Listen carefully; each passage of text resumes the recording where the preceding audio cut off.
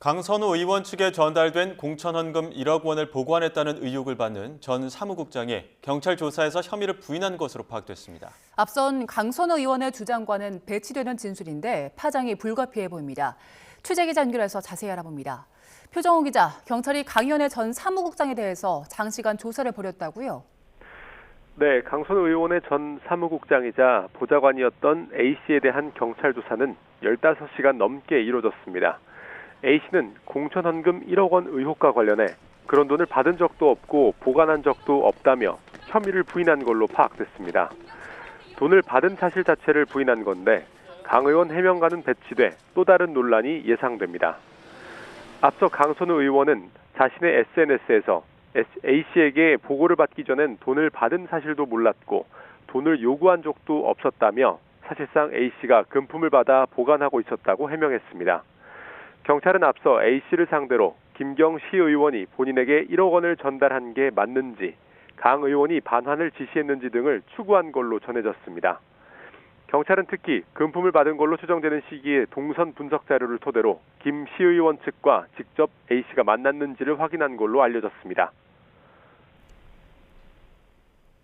네, 경찰은 김병기 의원 측이 공천 헌금을 받았다는 의혹도 불거진 상태인데 김 의원이 관련 탄원서에 대해서 대책회의를 열었다는 진술도 확보했다고요? 네, 경찰은 전직 보좌진들에 대한 조사에서 탄원서가 당 대표실에 접수된 직후 김 의원이 대책회의를 열었다는 취지의 진술을 확보한 걸로 전해졌습니다. 전 보좌진들은 김 의원이 당시 전화 한 통을 받고 나갔다 돌아오더니 투서가 접수됐다고 말했다고 진술한 걸로 전해졌습니다. 이런 가운데 경찰은 오늘 김 의원의 공천헌금 의혹 등에 대한 시민단체 대표의 고발인 조사를 진행합니다. 해당 시민단체는 김 의원이 지난 2020년 총선을 앞두고 전 동작구 의원 2명으로부터 불법 정치자금을 받았다고 주장하고 있습니다. 또 당시 이재명 당대표의 보좌관이었던 김현지 청와대 제1부속실장이 이 같은 내용이 담긴 탄원서를 받고도 묵인했다며 함께 고발했습니다. 경찰은 탄원서를 김 부속실장에게 전달했다고 밝힌 이수진 전 민주당 의원에 대한 소환 일정도 조율하고 있습니다. 네, 경찰의 강제 수사는 아직 시작되지 않은 거죠?